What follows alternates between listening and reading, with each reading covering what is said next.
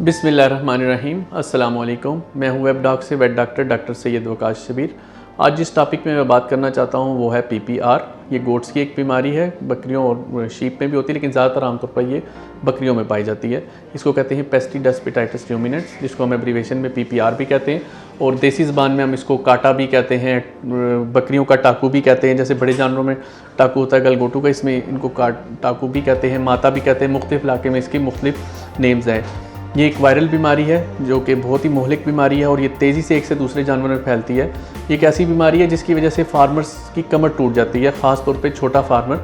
और आम तौर पर मंडी से जब वो जानवर ख़रीदते हैं वो बाज़ करते वो वायरस कैरी करके लाते हैं, जिसकी वजह से पूरा रेवड़ उनका जौन सा है इफ़ेक्ट हो जाता है।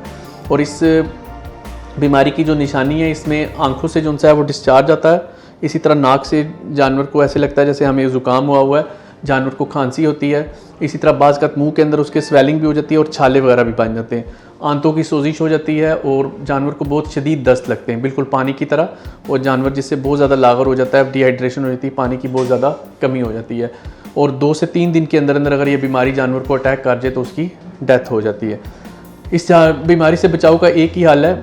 एक तो ये कि हर साल फरवरी में और इसी तरह अक्टूबर या नवंबर में हमें पीपीआर की वैक्सीन ज़ेरे जिल्द 1 सीसी लगानी चाहिए।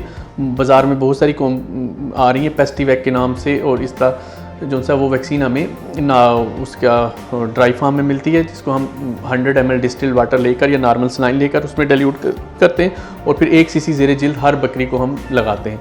और दूसरा, अगर कोई भी हमने नया जानवर अगर फार्म में लाना है, जो रूटीन में हम करते हैं वो फरवरी और अक्टूबर में, और नया जानवर हम कभी भी फार्म पे लाते हैं अपने, या घर में किसी ने रेवड़ रखा हुआ है या 2-4 जानवर भी रखे हैं, तो उसके तरीक़ेकार ये है कि आप जब भी कोई नया जानवर ख़रीदें तो उसको 1 सीसी पीपीआर की वैक्सीन लगा के फिर अपन उसको जो सा दूसरे जानवरों के साथ शामिल करें कि ताकि उसको हिफाजती इक़दाम हो चुके।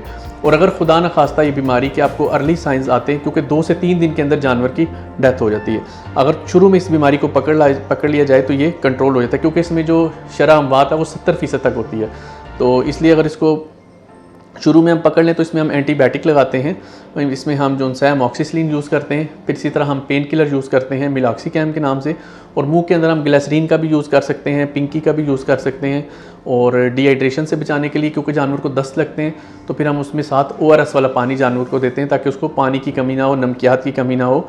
और अगर खुदा न खास्ता ज़्यादा डिहाइड्रेशन है या दस्त बहुत ज़्यादा हैं तो फिर हमें ड्रिप्स वगैरह भी लगानी पड़ती है, नोवाकॉक या हेमिनॉक्स वगैरह। वो 50 ml पर डे 5 डेज़ तक हम लगाते हैं ताकि जानवर को किसी किस्म की इंटरनल उसको इलेक्ट्रोलाइट इम्बैलेंस ना हो जाए। तो इसी तरह इसमें जानवर में बुखार जो सा 105-106 तक भी चला जाता है, इसलिए उसमें उसको बुखार से बचाने के लिए हम उसके सर के ऊपर ठंडा पानी डालते हैं। और एंटीपायरेटिक्स तो हम यूज़ करते ही मिलॉक्सिकैम वगैरह। और जानवर को जो सा हम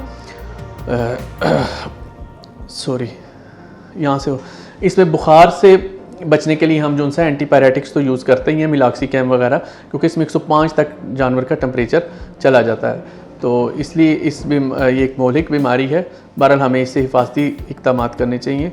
आज के लिए इतना ही। बाकी मैं ये कहना चाहूँगा, अगर आपको हमारी वीडियो अच्छी लगे तो हमारे चैनल को लाइक करना, शेयर करना और सब्सक्राइब करना ना भूलिएगा। अल्लाह हाफ़िज़।